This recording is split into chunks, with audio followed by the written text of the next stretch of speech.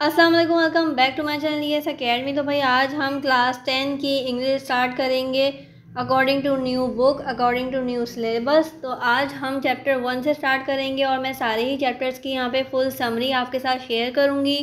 Chapters को समझाने की कोशिश करूँगी। चैप्टर्स में जो भी मुश्किल वर्ड्स होंगे, जो भी मुश्किल टर्म्स होंगी, उनको एक्सप्लेन करूँगी। तो आपने पूरी वीडियो देखनी है ताकि आपके लिए बोर्ड एग्ज़ाम्स की तैयारी हो जाए।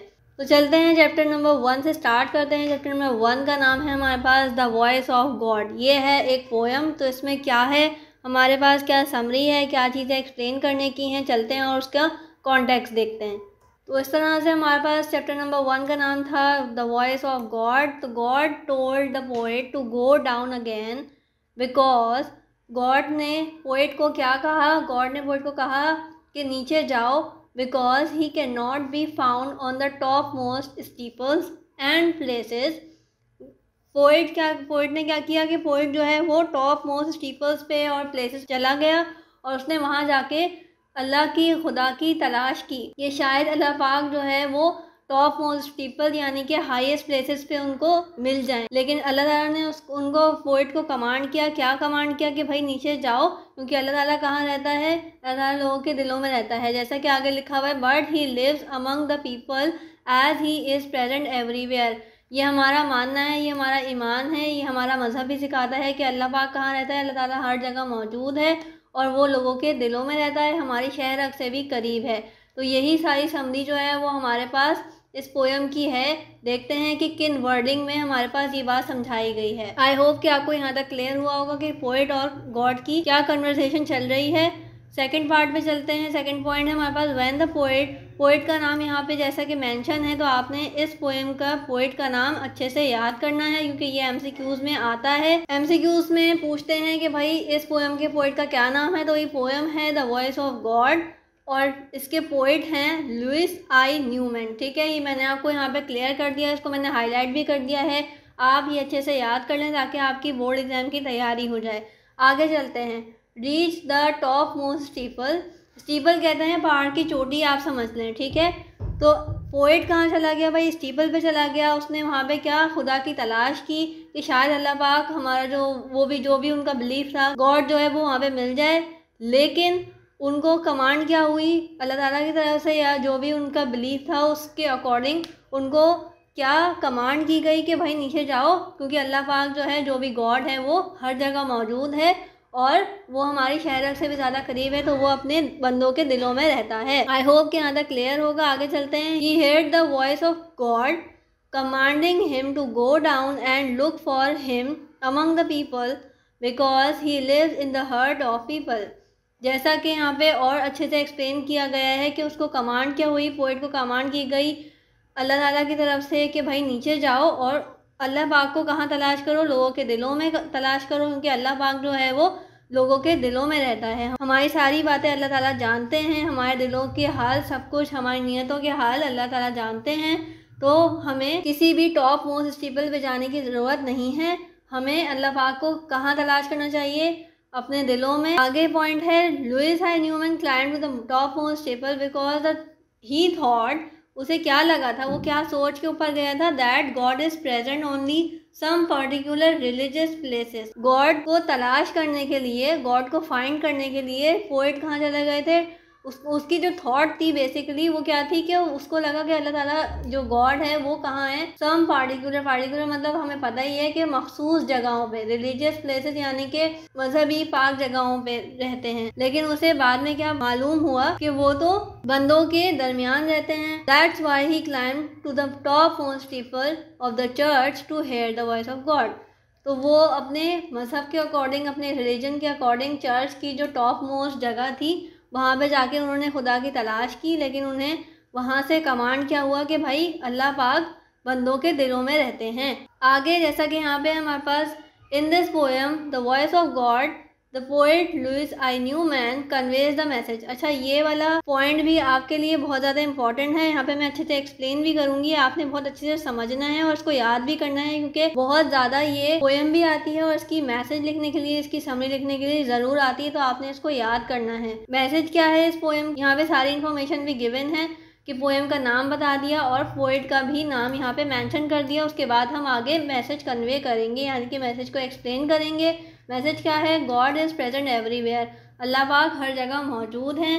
ही is omnipresent and omnipotent and we should look for him among around us. क्या मालूम हुआ कि हमें अल्लाह पाक हमारे जो है दिलों में रहते हैं, हमारे शहर से भी ज़्यादा करीब हैं, हमारे इर्द गिर्द रहते हैं। अल्लाह ताला हर जगह मौजूद हैं। Because God is even closer to our veins we should realise God is everything of life. अल्लाह ताला हमारी नियतों के हाल भी जानता है, हमारे दिलों के हाल भी जानता है और हमारी शहरत से भी ज़्यादा करीब है, हमारे दिलों में रहने वाला है वो। हमें उसके बंदों की मदद करनी चाहिए, यानी कि हुकूकुल इबाद को अच्छे से पूरा करना चाहिए और हमें जो अल्लाह ताला की तलाश है वो नेक कामों से हमें उसको फाइंड करना चाहिए। ठीक है, तो ये थी आज की समरी। अब चलते हैं सेंट्रल आइडिया पे। तो सेंट्रल आइडिया भी मैंने यहाँ पे आपको मेंशन कर दिया है। अगर आप इस सेंट्रल आइडिया को याद कर लेंगे तो ये भी आपके एग्जाम्स के लिए बहुत ज़्यादा हेल्प करेगा।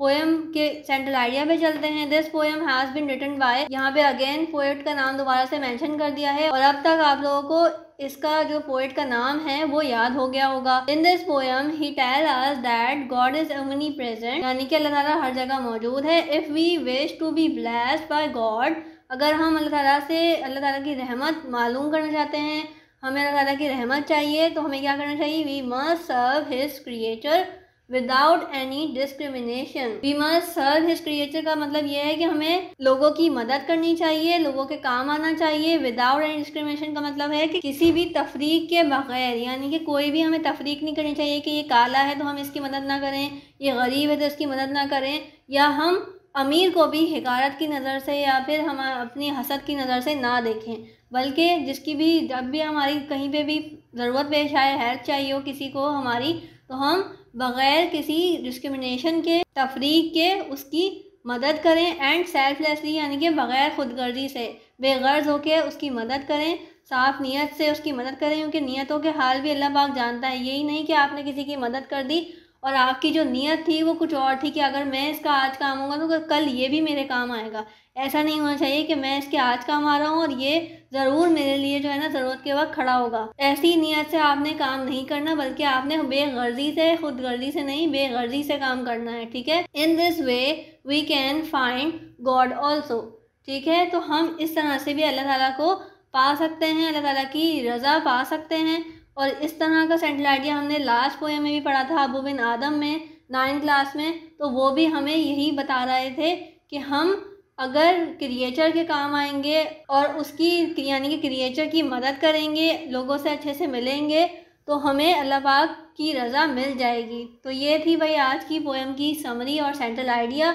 आई होप कि आपको ये समझ आया होगा। इसको मैंने अच्छे से एक्सप्लेन करने की कोशिश की है, बहुत ही सिंपल वर्ड्स में। ये इंग्लिश भी लिखी गई है और इसको भी मैंने उर्दू में अच्छे से एक्सप्लेन किया है और ये आपके लिए बोर्ड एग्ज़ाम्स के लिए बहुत ज़्यादा हेल्पफुल रहेगी। तो आपने इन वीडियोस को पूरा देखना है और इनको अच्छे से समझना है, क्योंकि मैं यहाँ पे बहुत अच्छे से तैयारी करवा दूँगी आप लोगों की, कि आपको जैसे कि आज पहली पोएम में ही पोएम का नाम, पोएट का नाम और उसकी समरी समझ आ गई। तो आपने अगर इन वीडियोज़ को पूरा देखा तो आप लोगों की एग्ज़ाम्स की तैयारी बहुत अच्छी हो जाए। सो मेरे चैनल को सब्सक्राइब कर लें और बेल आइकन को दबा दें, ताकि आपको सारी ही नोटिफिकेशंस आ जाएं और आप रेगुलर इस कोर्स से पढ़ सकें। क्लास 10 का चैप्टर नंबर 4 की समरी आपके साथ शेयर करेंगे, उसकी एक्सप्लेनेशन को अच्छे से एक्सप्लेन करेंगे, डिस्क्राइब करेंगे जो भी मेन पॉइंट होंगे, और MCQs को भी हाईलाइट करेंगे ताकि हमारे MCQs की भी साथ साथ तैयारी हो जाए। तो ये वाली सारी चीज़ें हम बोर्ड एग्ज़ाम्स के लिए तैयार कर रहे हैं, ताकि हमारी बोर्ड एग्ज़ाम में भी अच्छे मार्क्स आएँ, क्योंकि बहुत सारे बच्चों के इंग्लिश में मार्क्स कटते हैं। तो हमने कोशिश करनी है कि MCQs के लिए भी अच्छे से प्रिपेयर रहें, क्वेश्चन आंसर्स को भी समझें और समरी को भी अच्छे से प्रिपेयर करें, ताकि बोर्ड एग्ज़ाम में हमारे अच्छे मार्क्स आएँ। तो चलते हैं चैप्टर नंबर 4 की तरफ। चैप्टर नंबर 4 का नाम है king Bruce and the spider. यहाँ पे जो भी चीज़ें एक्सप्लेन की गई हैं हम उनको देखते हैं। तो पहला पॉइंट हमारे पास है, king Bruce of Scotland was unhappy. जो किंग ब्रूस था वो क्या था? स्कॉटलैंड में अनहैप्पी था। वो किंग था हालांकि, लेकिन फिर भी वो अनहैप्पी था, because he had been defeated so many times by mighty British Empire। ठीक है, उसको बहुत ज़्यादा शिकस्त हो चुकी थी, तो इसलिए वो अनहैप्पी था। हालांकि वो किंग था। As a result he hide himself, और उस वजह से वो अपना फिर रहा था, अपने आप को जो है अपने आप का सामना नहीं कर पा रहा था, क्योंकि उसको डिफीट हो चुकी थी, उसको शिकस्त हो चुकी थी, उसको हार हो चुकी थी। ठीक है। In a grave to get rid of his people, अपने लोगों से बचने के लिए, अपनी रियाया से बचने के लिए, उनका सामना ना करने के लिए वो अपने आप को छुपाता फिर रहा था। His country and his kingdom, और अपने आप को जो उसका भी किंगडम था, उसका जो तख्त था, उसकी जो हुकूमत थी, वो उसको भी जो है वो डिसोन कर रहा था, क्योंकि वो इतना ज़्यादा अपसेट था। As the king Bruce was thinking about giving it all, in the mean time a spider drop, जब वो ये सारी बातें सोच रहा था कि मैंने कितना ज़्यादा डिफीट हो चुकी है, मुझे नहीं लग रहा था, वो अनहैप्पी फील कर रहा था कि वो जो है वो गिव अप करने पे भी आ चुका था, वो थक गया था अपनी ज़िंदगी से, अपनी डिफीट से। इतने में उसने क्या देखा कि एक स्पाइडर है जो कि बार बार गिर रही है। Spider drop and attract his attention, spider जो है वो अपना घोंसला बनाते बनाते जो अपना जाल बुन रही थी उससे गिरी, और उस चीज़ ने, उस स्पाइडर ने जो है वो किंग की अटेंशन ले ली। ही स्टॉप थिंकिंग, और किंग ने क्या किया, सोचना बंद कर दिया, to see what would the spider do to reach its cobweb, और स्पाइडर को देखते देखते किंग ने क्या सोचना शुरू कर दिया कि ये तो अब गिर चुकी है, और अब मैं देखता हूँ कि ये किस तरह से अपने जाल तक पहुँच जाएगी और अपना जाल को कंप्लीट करेगी। The king Bruce of Scotland learn from the spider, king Bruce ने क्या सीखा स्पाइडर से, that a person should not be discourage. ठीक है, उसे हार नहीं माननी चाहिए इंसान को। एक स्पाइडर से उसने क्या सबक सीखा कि इंसान को हार नहीं माननी चाहिए। अगर हम देखें तो इतनी छोटी सी स्पाइडर जो है वो बार बार मेहनत कर रही है, अनथक मेहनत करने के बाद वो अपना जाल जो है वो बुन लेती है।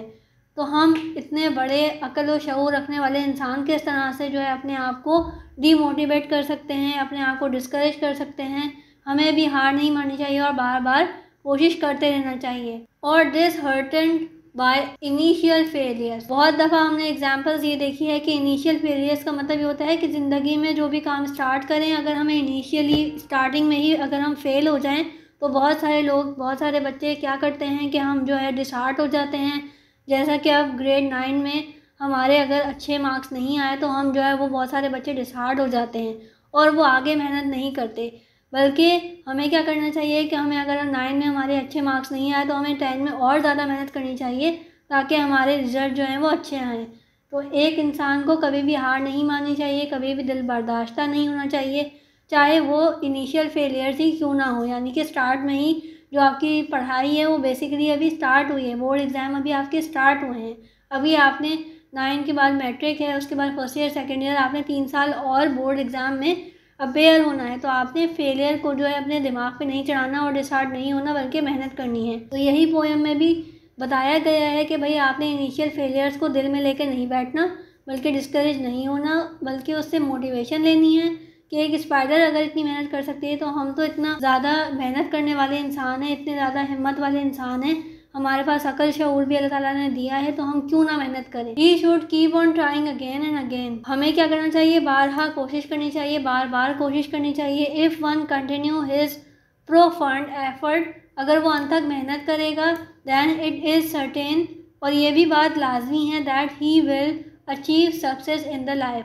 आपने बहुत सारे लोगों को ये देखा होगा कि वो बार बार मेहनत करते रहते हैं, एक ही चीज़ के पीछे लगे होते हैं।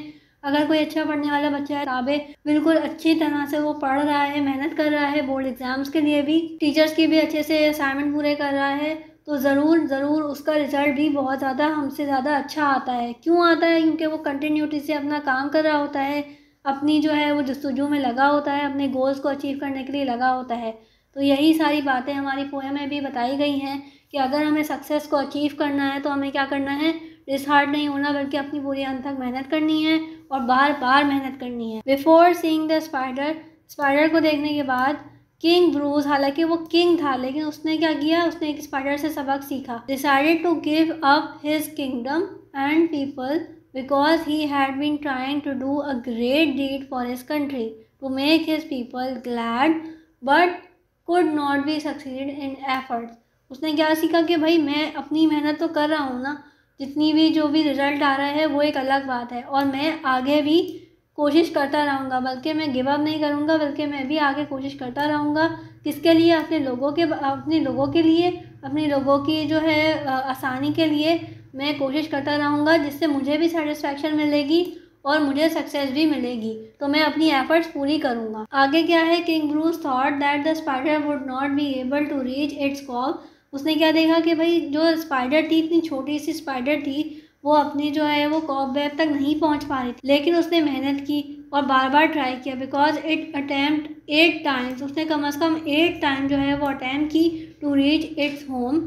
वो अपने जो घर पहुंचने के लिए उसे इतनी मेहनत करनी पड़ी कि उसने 8 दफ़ा ट्राई की। अगर वो फर्स्ट सेकंड ट्राई के बाद हार मान जाती और कहीं और चली जाती तो शायद उसकी 8 अटैम्प्ट के बाद जो सक्सेस थी वो उसे ना मिलती। तो उसने ट्राई करती रही और उसको सक्सेस भी मिल गई। But every time it could be and not reach its home. तो भाई उसने यही सीखा कि भाई हर बार वो मेहनत कर रही थी और अपनी जो है मंजिल तक नहीं पहुंच पा रही थी, लेकिन उसने छोड़ा नहीं, उसने गिव अप नहीं किया और वो कंटिन्यूस एफर्ट करती रही। The spider climb at the different speed. और उसने पहले उसको डिफीट हुई तो उसने और ज़्यादा डिफरेंट स्पीड से और ज़्यादा तेज़ स्पीड से जो है वो कोशिश की कि शायद अब मैं छलांग मार के अपने कॉबवेब तक पहुंच जाऊं। All the times to reach its cob. अपने जो जाल तक पहुंचने के लिए उसने हर बार मेहनत की, डिफरेंट स्पीड ट्राई की ताकि वो अपने घर तक पहुंच जाए। Speedily speedily inch by inch, और आहिस्ता आहिस्ता इंच बाय इंच जो है उसने प्रोग्रेस की। And the very last pinch, और आखिरकार उसने क्या किया, इट रैन वेरी फास्ट। और आखिरी जो कोशिश की उसने वो और ज़्यादा लो नहीं हुई, उसने अपने आप को डिमोटिवेट नहीं किया, बल्कि उसने क्या किया और ज़्यादा फास्ट स्पीड से जो है वो कोशिश की। And its home after the 9th attempt. आखिरकार जो है वो 9th अटैम्प्ट में उसने अपना जो भी मिशन था, जो भी गोल था, जो भी अटैम्प्ट थी वो पूरी कर ली और अपने घर तक वो पहुंच गई। अब चलते हैं और सेंट्रल आइडिया ये पढ़ लेते हैं। This poem has been written by a famous English poet. ये भी आपने याद रखना है, जो पॉइंट्स में हाईलाइट कर रही हूँ ये एमसीक्यू में ज़रूर आते हैं। पोएट का नाम है एलिजा कुक। पोएट का नाम क्या है, एलिजा कुक। ठीक है, शी कन्वेज द मैसेज। अच्छा, मैसेज क्या कन्वे किया है ये भी आपने गौर से पढ़ना है, समझना है, और जो मैं एक्सप्लेन करती जा रही हूँ उन पॉइंट्स को भी अपने माइंड में रखना है। That one should not be discourage. सबसे पहले तो हमने क्या देखना है कि हमने अपने आप को डिस्करेज नहीं करना, अपने आप को कभी भी डिमोटिवेट नहीं करना किसी भी चीज़ के बारे में। एंड डिसहार्टेंड, और कभी भी दिल बर्दाश्ता नहीं होना बाय इनिशियल फेलियर। चाहे हमें अपनी ज़िंदगी में कितनी ही मुश्किलात आए, इनिशियल फेलियर्स आए, स्टार्ट में ही अगर हम फेल हो जाएं तो हमने डिसहार्टेंड नहीं होना, हमने डिस्करेज अपने आप को नहीं करना। Attempt must be carried out again and again. और हमने क्या करना है, अपनी एफर्ट को बार बार कोशिश करते रहना है। Continuous effort always achieve radiant success. ठीक है, तो हमने क्या करना है, हम कंटिन्यूस अगर एफर्ट करते रहेंगे तो डेफिनेटली हमें जो है वो सक्सेस जो है वो अचीव हो जाएगी। Our temporary failures are the steps toward the brilliant success. और सबसे ज़्यादा जो इम्पोर्टेंट बात है वो इस लास्ट पॉइंट में की गई है कि जो हमारे टेम्परेरी फेलियर्स हैं वो हो सकता है टेम्परेरी हों, लेकिन हमें लग रहा है कि भाई परमानेंट फेलियर है और हमने इस चक्कर में सारा काम छोड़ दिया, जबकि हो सकता है कि हमारे जो है इन फेलियर्स के बाद इतनी ज़्यादा ब्रिलियंट सक्सेस लिखी गई हो। तो उससे हमें अपने आप को मोटिवेट रखना चाहिए कि हम 6, 7, 8, 9, 10 अटैम्प्ट तक जो है हमने कोशिश करनी है। क्या पता आपकी जो है सेकेंड या थर्ड अटैम्प्ट के बाद ही आपके लिए इतनी बड़ी सक्सेस लिखी गई हो, लेकिन अगर आपने फर्स्ट के बाद ही डिसहार्टेंड हो जाएं और आपने अगर आगे ट्राई ही नहीं किया तो फिर आप कुछ भी ज़िंदगी में अचीव नहीं कर पाएंगे। तो आपने एटलीस्ट अपना बेस्ट देना है, अपनी बेस्ट ट्राई देनी है अगेन एंड अगेन, ताकि आपको अचीव हो जाए। क्लास 10 का चैप्टर नंबर 5 की समरी आपके साथ शेयर करेंगे, इसका सेंट्रल आइडिया आपके साथ शेयर करेंगे, इसके मेन पॉइंट्स को मैं यहाँ पे एक्सप्लेन करूँगी, और यहाँ पे हम एमसीक्यूज़ के लिए भी जो भी चीज़ें इंपॉर्टेंट होंगी उसको भी हाईलाइट करके याद करने की कोशिश करेंगे। तो हमारा चैप्टर नंबर 5 का नाम है स्पीक जेंटली। तो चलते हैं इसकी समरी को स्टार्ट करते हैं। स्पीक जेंटली जो है वो पोएम है, तो आगे चलते हैं इसका पॉइंट पढ़ते हैं। The poem speak gently tell us that if we want real happiness, अगर हमें हकीकी खुशियाँ, असल खुशियाँ चाहिए, एंड पीस, और अमन और सुकून चाहिए, and to rule the heart of the people, और हमें अगर लोगों के दिलों पे राज करना है, लोगों के दिलों पे हुकूमत करनी है, लोगों के दिलों को जीतना है, then we must speak gently. तो हमें क्या करना चाहिए, अच्छा बोलना चाहिए।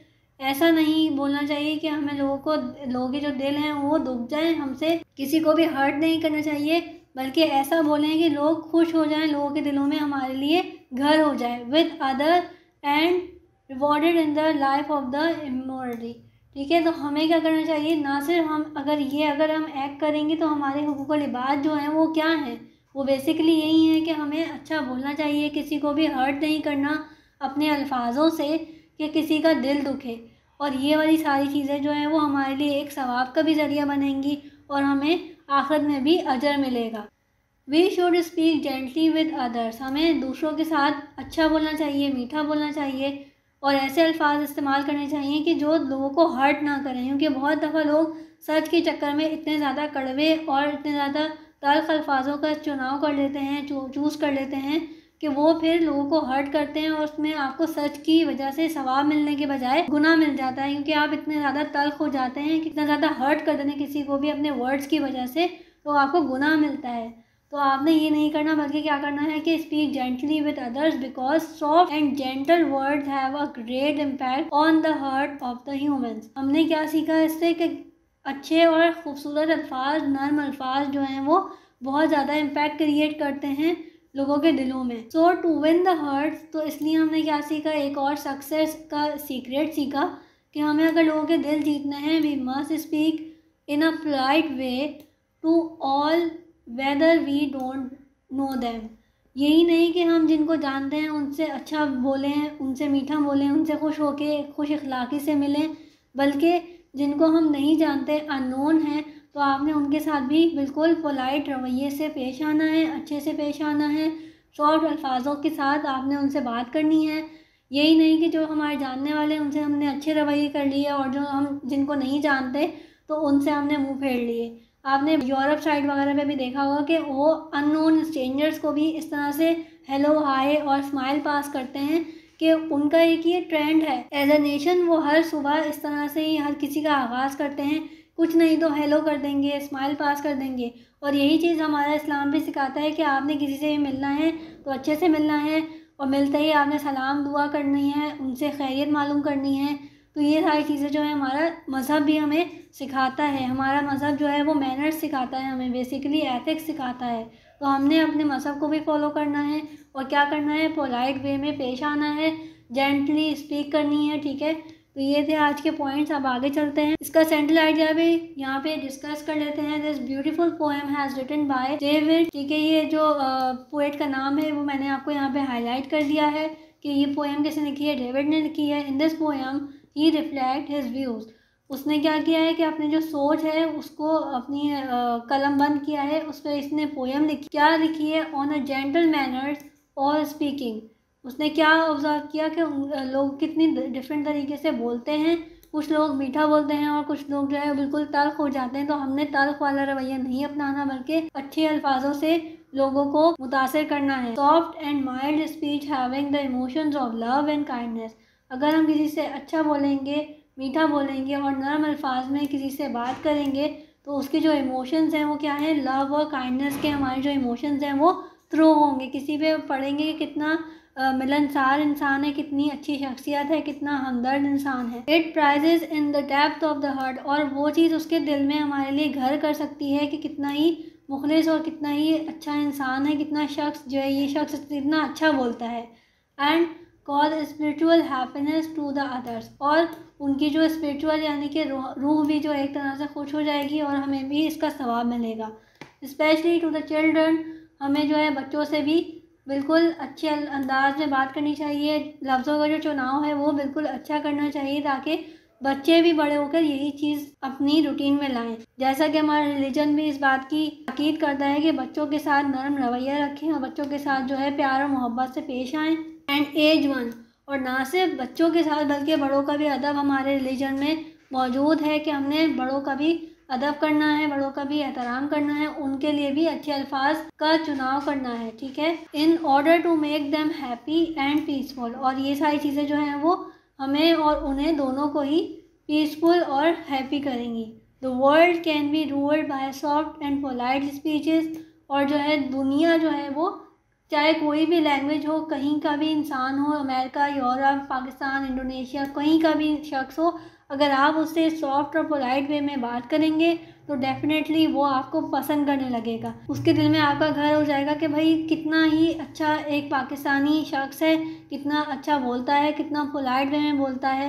And not by displaying harsh behaviours, और ना ही हमने क्या करना है कि कोई बुरे रवैये अख्तियार करने हैं, बल्कि हमने हमेशा अच्छे से पेश आना है, ना सिर्फ अल्फाजों से बल्कि बाय आवर एक्शन। तो हमने ये चीज़ सीख ली है इस पोएम में कि हमने क्या करना है, स्पीक जेंटली और अपने बिहेवियर्स को भी बिल्कुल ध्यान में रख के दूसरों से पेश आना है। तो ये थी आज की छोटी सी वीडियो। आई होप कि आपको ये सेंट्रल आइडिया क्लियर हुआ होगा, इसके मेन पॉइंट्स आपको क्लियर हुए होंगे, और आपने ये वाली वीडियो पूरी देखनी है ताकि आपको एग्ज़ाम्स के लिए मुश्किल ना हो। मैंने यहाँ पे सारे ही पॉइंट्स, इसके मेन पॉइंट्स आपको एक्सप्लेन भी किए हैं और हाईलाइट भी कर दिए हैं। सो आई होप कि आपको ये वीडियो हेल्पफुल रही होगी। क्लास 10 की इंग्लिश का चैप्टर नंबर 6 यानी कि पोएम स्टार्ट करेंगे, उसकी समरी स्टार्ट करेंगे, उसकी समरी को समझेंगे। इसमें जो भी चीज़ें एक्सप्लेन करने वाली होंगी वो भी मैं आपको एक्सप्लेन करूँगी। यहाँ पे वर्ड्स जो हैं वो मैं अच्छे से डिस्क्राइब करूँगी आपके लिए, ताकि आपकी बोर्ड एग्जाम की तैयारी हो जाए। तो भाई चैप्टर नंबर 6 का नाम है द मैन हु विन्स। ये हमारे पास पोएम है, इसमें जो भी मेन पॉइंट्स आपको बताए गए हैं तो वो मैं आपको यहाँ पे शेयर करूंगी। तो चलते हैं समरी पे। जैसा कि यहाँ पे लिखा हुआ है कि मैसेज बताया हुआ है पोएम का, ये वाला पॉइंट आपके लिए बहुत ज़्यादा इंपॉर्टेंट है। आपने इसको अच्छे से समझना है और उसको याद भी करना है इन्हीं वर्डिंग में, क्योंकि हमारे पास एग्जाम में एग्जैक्टली यही क्वेश्चन आता है कि भाई इस पोएम का मैसेज क्या था या इस पोएम की समरी लिखें। तो हमने ये समरी सेंट्रल आइडिया अच्छे से याद करना है ताकि हमें चीज़ें समझ आए। अगर हम इन केस भूल भी जाएँ तो हमें जब सारी चीज़ें, सारा कॉन्टेक्स्ट पता होगा कि इस पोएम में कहा क्या जा रहा था, तो हम अपनी वर्डिंग में भी लिख सकते हैं। इंग्लिश में बहुत ज़्यादा बच्चों के मार्क्स इसीलिए कटते हैं कि वो क्वेश्चन को सही से समझ नहीं पाते हैं और उनकी जो वर्डिंग होती है वो अकॉर्डिंग टू द क्वेश्चन नहीं होती है। इसी वजह से 5 आउट ऑफ 2 या 5 आउट ऑफ 3 आपके पास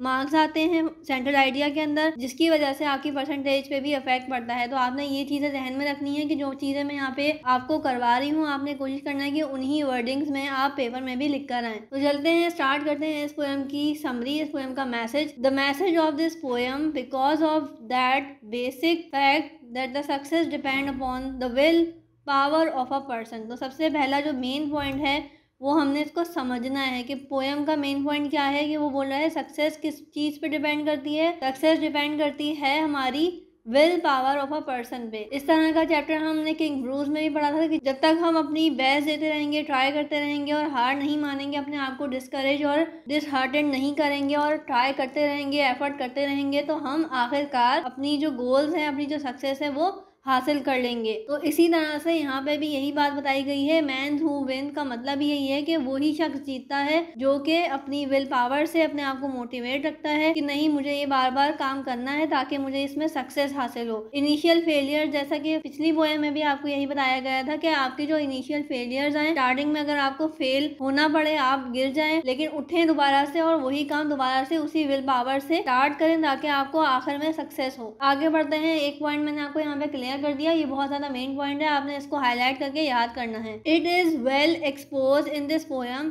ये बात बहुत ज्यादा इस पे फोकस किया गया है, इस पे जोर दिया गया है। किस बात पे फोकस किया गया है? Profound desire of a person makes him successful in the life. यानी कि जितनी ज़्यादा हम मेहनत करेंगे, जितनी ज़्यादा, एक सिर्फ ख्वाहिश करना हमारे लिए काफ़ी नहीं है कि हम किसी भी चीज़ की ख्वाहिश कर लें और उसके लिए एफर्ट ना करें। जैसा कि हम एग्जाम्स के लिए अगर हम बात करें तो बहुत सारे बच्चों की ख्वाहिश होती है कि हमारी परसेंटेज अच्छी आए, हमारी बोर्ड में एग्जामिनेशन में पोजीशन आए, लेकिन हम उसके लिए एफर्ट क्या करते हैं? अगर बच्चों की पढ़ाई देखी जाए तो बच्चे पढ़ाई नहीं करते लेकिन सिर्फ ख्वाहिश करते हैं। तो ये भी चीज़ हमारे लिए बेकार है। जब तक हम एफर्ट नहीं करेंगे ख्वाहिश के साथ साथ, तो हमारी जो सक्सेस है वो हमें अचीव नहीं होगी। Will power is a fundamental element. वो कह रहे हैं विल पावर जो है बेसिकली, ये आपके एमसीक्यूज के लिए भी बहुत ज्यादा इंपॉर्टेंट है कि क्या चीज जो है वो सबसे ज्यादा इंपॉर्टेंट है, फंडामेंटल एलिमेंट है, वो है विल पावर। किसी भी इंसान के अंदर अगर अपनी विल पावर उसकी स्ट्रांग होगी तो वो कुछ भी अचीव करने में कामयाब हो जाएगा। और अगर किसी इंसान के अंदर विल पावर ही नहीं है, चाहे बीमारी से लड़ने की ही बात क्यों ना हो, कि अगर कोई शख्स बीमार हो गया है और उसे लग रहा है कि बस मैं तो अब जो है कुछ नहीं हो सकता मेरा, तो वो उसकी जो विल पावर की वजह से उसका जो इलाज करना भी है वो मुश्किल हो जाएगा। और अगर कोई शख्स है जो बीमार हो गया है और उसके अंदर विल पावर है तो वो जल्दी रिकवर कर जाएगा। तो हमने अपनी विल पावर को भी अच्छे से हाई रखना है, ठीक है। आगे बढ़ते हैं। And provide a strong base for achieving success. और यही जो चीज है, विल पावर वाली बात जो की गई है, वो यही बात है कि हमारे जो गोल्स हैं उनको अचीव करने में भी जो है वो आसानी करती है हमारी विल पावर। तो आई होप कि आपको ये पॉइंट्स भी क्लियर हो गए होंगे, समझ आए होंगे। मैंने इसको अच्छे से एक्सप्लेन भी किया है और डिस्क्राइब भी किया है। आगे इसका सेंट्रल आइडिया पढ़ते हैं। जैसा कि सेंट्रल आइडिया है इसका, this poem has been written by anonymous poet. तो भाई इस पोएम के जो पोएट का नाम है वो हमें नहीं पता। एनोनिमस का मतलब होता है नामालूम। हमें इस पोएम के पोएट का नाम नहीं पता, इसलिए हमने अगर MCQs में भी आएगा तो हमने किसी पे भी टिक नहीं करना, बल्कि एनोनिमस अगर ऑप्शन दिया हुआ होगा तो हमने उस पर टिक करना है, क्योंकि हमें इस पोएम के पोएट का नाम जो है वो नहीं बताया गया। आगे चलते हैं। इन दिस पोएम ही या शी, अब दोनों ही ऑप्शन दिए गए हैं। क्यों दिए गए हैं? क्योंकि हमें नहीं पता इस पोएम के शायर हैं या शायरा हैं, यानी कि मेल हैं या फीमेल हैं, तो इसलिए हमने दोनों ही ऑप्शन यहाँ पे लिखे हुए हैं कि ही और शी। जो भी था उसने जो पोएम लिखी है उसका सेंट्रल आइडिया पढ़ने की कोशिश कर रहे हैं हम, तो इसलिए हमने लिखा है this poem he and she tell us that if a person is deeply depressed. वो क्या कहते हैं कि अगर कोई पर्सन है और वो डीपली डिप्रेस्ड है अपने आप से, अपने जो भी गोल्स हैं, वो डीमोटिवेटेड है and doubtful in his effort, और उसे शक है कि हाँ यार मैंने पूरी मेहनत नहीं करी, पूरी जान नहीं लगाई, अपनी जो सारी स्टडीज हैं उनको सही से टाइम नहीं दिया, पूरी एफर्ट नहीं की, achievement would be difficult for him. तो उसके लिए क्या हो जाएगा, उसके लिए जो अचीवमेंट है वो मुश्किल हो जाएगी। उसको जो अपने गोल्स को अचीव करने की जो उसकी ख्वाहिश है वो उसके लिए मुश्किल होती जाएगी। ही मस्ट बी श्योर, उसको क्या होना चाहिए, उसको अपनी इतनी मेहनत करनी चाहिए कि वो श्योर हो कि मैंने पूरी मेहनत की है, मैंने दिल लगा के पढ़ा है, हर चीज़ को अच्छे से समझा है, and confident about the positive achievement. और उसको क्या होना चाहिए, उसको अपने ऊपर इतना ज़्यादा कॉन्फिडेंस होना चाहिए, पॉजिटिव कॉन्फिडेंस होना चाहिए। ये नहीं कि हाँ मैंने कुछ किया नहीं है लेकिन हाँ मैं बहुत ज़्यादा पढ़ने वाला बच्चा हूँ, और इस तरह से आपने नहीं बोलना, बल्कि क्या करना है, दिल लगा के अच्छे से पढ़ाई करनी है ताकि आपको जो है वो अपनी सक्सेस अचीव हो। And success then he will achieve his goal. यही बात की गई है आखिरी पॉइंट में भी कि जब तक हमारी विल पावर नहीं होगी, जब तक हम अपने श्योर नहीं होंगे, कॉन्फिडेंट नहीं होंगे अपनी चीज़ के अंदर और पूरी एफर्ट नहीं लगाएंगे, तो जब तक हम अपना जो गोल है वो अचीव नहीं कर सकते। उसका चैप्टर नंबर 7 करेंगे। इस चैप्टर का नाम है लिटिल थिंग्स, और ये भी हमारे पास पोएम है। इसकी पूरी समरी मैं आपको यहाँ पे एक्सप्लेन करूँगी, इसका सेंट्रल आइडिया भी आपके साथ शेयर करूँगी, और जो भी मेन पॉइंट्स होंगे एग्ज़ाम के लिए इंपॉर्टेंट होंगे वो भी मैं आपको यहाँ पे बताऊँगी, और MCQs भी यहाँ पे हाईलाइट करके बताऊँगी कि आपने क्या याद करना है। तो चलते हैं अपनी पोएम की तरफ। जैसा कि इस पोएम का नाम है लिटिल थिंग्स, तो इसका हमने मेन पॉइंट्स पढ़ने हैं, इसको समझना है कि इसमें क्या बात की गई है। तो इस पोएम में क्या बताया गया है, दिस मटेरियलिस्टिक का मतलब होता है कि जो हम यहाँ पे जितनी भी मटेरियल्स हम यूज़ कर रहे होते हैं, जैसे कि पैसा हो गया, दौलत हो गई, जेवरात हो गए, तो उस चीज़ को हम मटेरियलिस्टिक की टर्म्स में लेते हैं। तो यहाँ पे बात की गई है कि दिस मटेरियलिस्टिक एंड मॉर्टल वर्ल्ड, मॉर्टल कहते हैं भाई जालिमाना की तरह से होता है वर्ड, ठीक है। तो यहाँ पे जो लोग मर रहे हैं जुल्म से, तो उसकी बात की गई है इस पोएम में कि this materialistic and modern world can be change. हम इस दुनिया को, ये जो मटेरियलिस्टिक हमारी चीज़ें आ गई हैं कि जिसके पास ज़्यादा पैसा होगा या जिसके पास बड़ी गाड़ी होगी या जो गरीब पे जुल्म किया जा रहा है, उस चीज़ को हम चेंज कर सकते हैं। कैसे चेंज कर सकते हैं, टू एन एडन, और क्या बना सकते हैं, एडन कहते हैं पैराडाइज को, यानी कि एक खूबसूरत जन्नत का टुकड़ा आप कह सकते हैं कि हम उस जगह को हम जन्नत में कन्वर्ट कर सकते हैं। कैसे कर सकते हैं, if every individual of a society, हर कोई इंडिविजुअल यानी कि हर कोई शहरी सोसाइटी में रहने वाला citizen follows the little attitude of kindness, हर कोई क्या करे, काइंडनेस के ऊपर फोकस करे, यानी कि हर कोई प्यार मोहब्बत से रहे, एक दूसरे का एहसास करे, एक दूसरे का ख्याल रखे, जिसका जो हक है वो उसको मिले और जिसके जो फ़राइज़ हैं वो भी पूरे हों। And values of keen generosity as well as small words of loves and affection. क्या क्या चीज़ें हो गई, काइंडनेस मैंने आपको एक्सप्लेन कर दिया, ठीक है। वैल्यूज़ ऑफ कीन जेनरॉसिटी का मतलब होता है कि अच्छे जेस्चर्स देना, एक तरह से कह सकते हैं कि दूसरों का ख्याल रखना, कहीं पे भी जुल्म होता देखना तो उसके लिए खड़े हो जाना, और कहीं भी अपनी तरफ से जुल्म ना करना, किसी का हक ना मारना। As well as small words of love, यानी कि मोहब्बत प्यार से रहना, भाईचारगी से रहना, एक दूसरे से नरम मिजाजी से बात करना, नरम अल्फाज इस्तेमाल करना, किसी को हर्ट ना करना। एंड अफेक्शन भी इसी चीज़ में आता है कि हमने एक दूसरे पे जुल्म नहीं करने, एक दूसरे का ख्याल करना है, किसी का हक नहीं मारना, और जो अपने फ़राइज़ हैं उनको भी साथ साथ पूरा करना है, दूसरों के साथ हमदर्दी करनी है, गरीब पे जुल्म नहीं करना और जुल्म का साथ नहीं देना। ठीक है, तो ये सारी चीज़ें मैंने आपको यहाँ पे बता दी हैं इस पॉइंट में। This poem indicates the essential importance, किस चीज़ की एसेंशियल इम्पोर्टेंस बता रही है, आगे पढ़ते हैं। एसेंशियल कहते हैं लाजमी ज़रूरी चीज़ों को। ठीक है, इस पोएम में एसेंशियल इम्पोर्टेंस किस बात पे है, practicality of little things of nature, यानी कि प्रैक्टिकलिटी का मतलब होता है कि हम जो नेचर को तबाह कर रहे हैं ना, बेसिकली आप ये बात समझ लें कि हम जिस तरह से नेचर को तबाह कर रहे हैं, जितने भी ट्रीज़ होते हैं हम उनको काट रहे हैं सिर्फ किस लिए कि हमारा अच्छा फर्नीचर बन जाए या दूसरे जो भी यूज़ में आ रहे हैं। तो हम बिल्डिंग्स बनाने के लिए पूरे पूरे फॉरेस्ट की जो जगहें हैं, जितने ज़्यादा इम्पोर्टेंट है हमारे लिए फॉरेस्ट, हम उनको काट काट के सिर्फ बिल्डिंग्स बना रहे हैं और वहाँ पे लोग बसते जा रहे हैं। ये भूल रहे हैं कि हमारे लिए दरख्त कितने ज़्यादा इम्पोर्टेंट हैं, हमारे साफ एटमॉस्फेयर के लिए कितने ज़्यादा हेल्प करते हैं, क्लाइमेटिक चेंज के लिए कितने ज़्यादा हेल्पफुल हैं। बस हम ये देख रहे हैं कि जी बिल्डिंग बना ली, बहुत ज़्यादा हमने मटेरियलिस्टिक कर लिया अपनी वर्ल्ड को और नेचर को हम ख़त्म करते जा रहे हैं। According to the opinion of the poetess, हमारे पास जो पोएटेस हैं यानी कि इस पोएम की जो शायरा हैं वो क्या कह रही हैं, उनके ख्याल में वो कह रही हैं this world can be made of Aden, इस दुनिया को अभी भी हम जन्नत में कन्वर्ट कर सकते हैं, पैराडाइज में, यानी कि एक अच्छी खूबसूरत जगह में कन्वर्ट कर सकते हैं if we follow little deeds of generosity as well as small words of love and affection. ठीक है, तो हमने ये एक्सप्लेन किया था कि हमने क्या करना है, कि हमने एक दूसरे से प्यार और मोहब्बत से रहना है, भाईचारगी से रहना है, जो कि हमारा मजहब भी हमें अमल करने की ताकीद करता है कि भाई एक दूसरे पे जुल्म ना करो और जालिम का साथ ना दो और एक दूसरे का ख्याल रखो, जिसके जो हक हैं वो उसको पूरे करने चाहिए और जिसके जो फ़राइज़ हैं वो भी उसको पूरे करने चाहिए। तो ये पॉइंट्स इसके थे, मैं आगे आपको एक्सप्लेन करती हूँ। The little drops of water when United together form a huge ocean.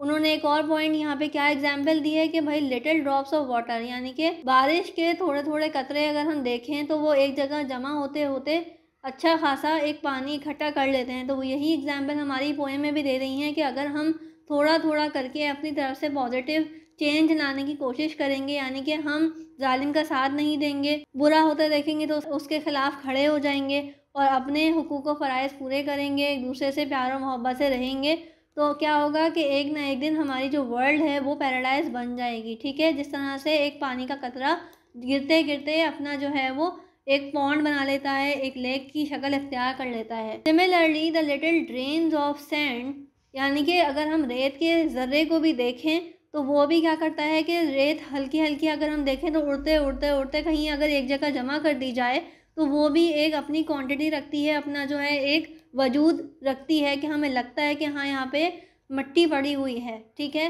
When combined together, वो यही बात कर रहे हैं कि अगर हम रेत के ज़र्रों को जमा करें फॉर्म अ ह्यूज कॉन्टिनेंट, वो क्या बना लेता है, पूरा अपना ख़ित्ता बना लेता है, अपना जो है वो बर्रे आज़म की शक्ल में इख्तियार हो जाता है, यानी कि इतनी बड़ी हमारे पास जगह बन जाती है कि हमें लगता है कि हाँ ये कोई एक लैंड है। तो वो क्या होता है, बेसिकली थोड़े थोड़े जो है वो रेत के ज़र्रात होते हैं। The aggregate effect of little thing is always huge, वो क्या कहते हैं कि वो कहती हैं कि थोड़ी थोड़ी चीज़ों से ही बड़ी बड़ी जो है चीज़ें सामने आती हैं, यानी कि छोटी छोटी कामों से ही हमारे पास बड़ी बड़ी जो चीज़ें हैं उनमें चेंज नज़र आता है। Collectively and it impact remain for ever, और उसका जो असर है वो हमेशा रहता है, यानी कि छोटी छोटी चीज़ों से अगर हम कोई अच्छा चेंज लेकर आएंगे तो वो ताउम्र अच्छा खासा टाइम हमारे साथ रहेगा, हमारी सोसाइटी में नज़र आएगा। तो हमने क्या करना है, ये नहीं सोचना कि सिर्फ मैं क्यों अपना इलाका साफ़ करूं या मैं क्यों अपना क्लासरूम साफ़ करूं। हमने क्या करना है कि आज से हमने कोशिश करनी है, कल को हमारे दोस्त देखेंगे तो वो करते करते हमारी पूरी क्लास जो है वो इस काबिल हो जाएगी कि हमने कचरा नहीं फैलाना, हमने अच्छे काम करने हैं। और हमारी क्लास को देखते देखते अगर एक हम स्कूल की एग्जाम्पल लें तो वो भी यही होगा कि एक क्लास को देखते देखते दूसरी क्लास और दूसरी क्लास को देखते देखते पूरा स्कूल जो है वो इस प्रैक्टिस में आ जाएगा कि हमने कचरा नहीं करना, हमने दूसरों को धक्का नहीं देना या इस तरह की सारी चीज़ें।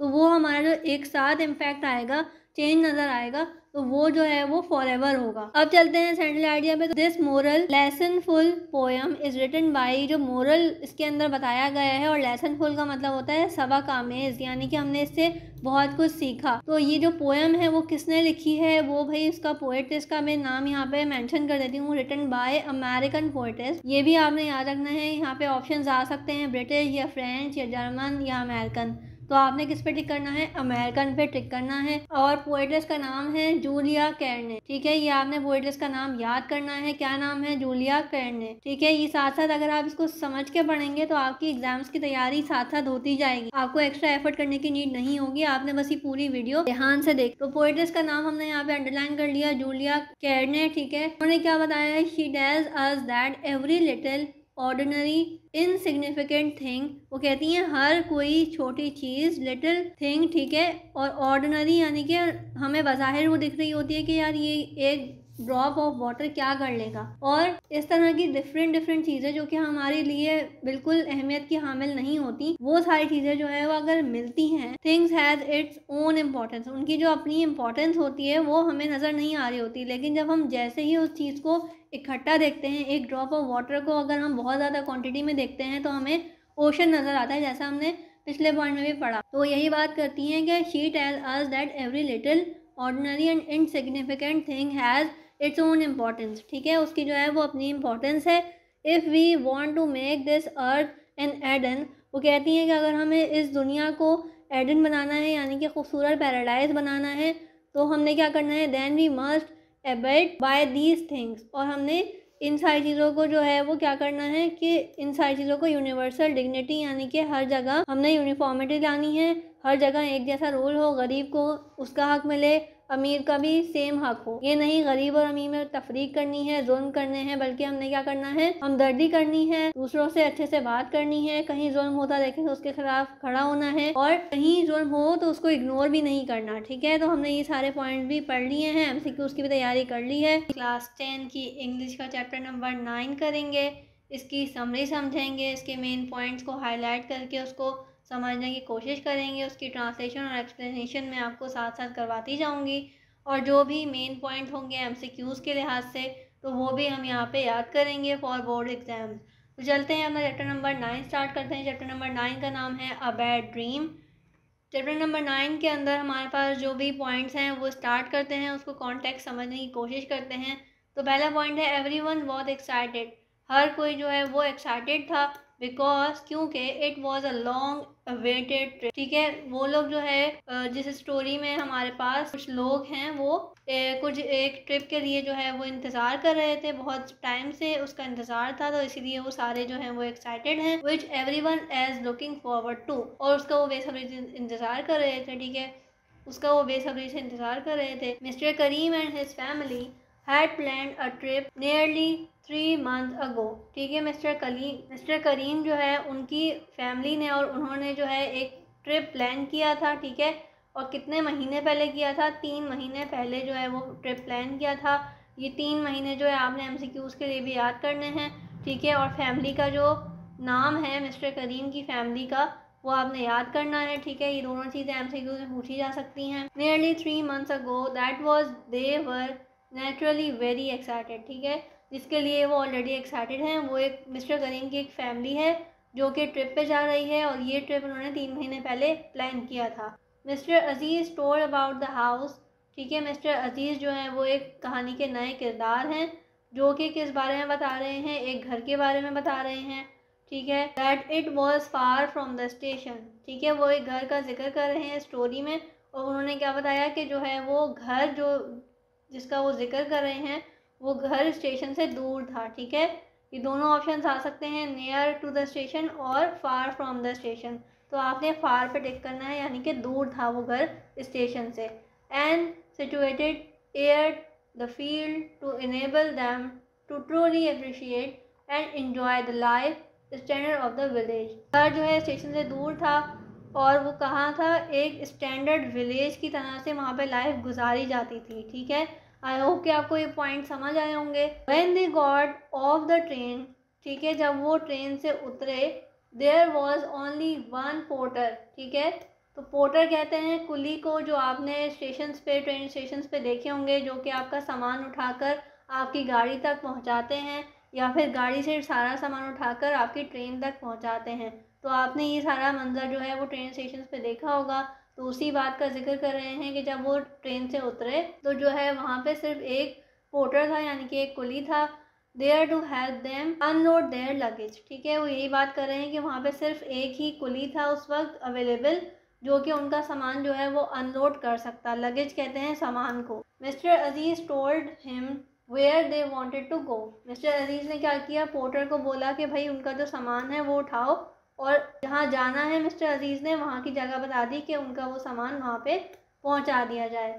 He looked at him in a stranger manner. ठीक है, और उसने क्या किया कि उनको एक अजीब नज़र से देखा। स्ट्रेंज मैनर यानी कि एक अलग तरीके से देखना। Porter took them a van driver. ठीक है, पोर्टर ने क्या किया, वो जो सामान था वो वैन ड्राइवर को दे दिया। He told him where these people wanted to go.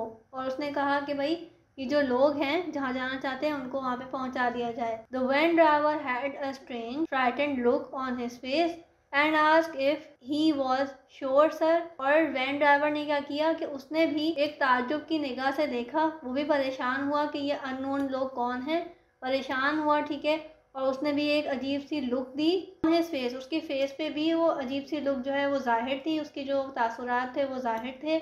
और उसने फिर से पूछा कि sure sir. Mr Aziz told the driver. Mr Aziz ने क्या किया, ड्राइवर को बताया that they had rented the house for 10 days। ठीक है, मिस्टर अजीज़ ने जो है वैन ड्राइवर को बताया कि उन्होंने एक घर ख़रीदा है, यानी कि घर जो है वो रेंट पे लिया है रहने के लिए। कितने दिन के लिए, 10 days के लिए। The driver told him that the people of that area believe that house was haunted. और फिर ड्राइवर ने ये भी क्वेश्चन आ सकता है, ये भी MCQ आ सकता है कि मिस्टर अजीज़ को किसने बताया उस घर के बारे में। तो ड्राइवर ने बताया था मिस्टर अजीज़ को उस घर के बारे में कि वहाँ के लोगों का ये कहना है, पीपल ऑफ दैट एरिया का मतलब है कि वहाँ के लोगों का ये कहना है, उस बात पे ये बिलीव रखते हैं वहाँ के लोग कि जो हाउस है जो कि मिस्टर अजीज़ ने 10 दिन के लिए रेंट पर लिया है वो हॉन्टेड है। ठीक है, यानी कि उस पर असरात हैं या फिर उसके अंदर कोई जिन भूत का वो रहते हैं इस तरह से।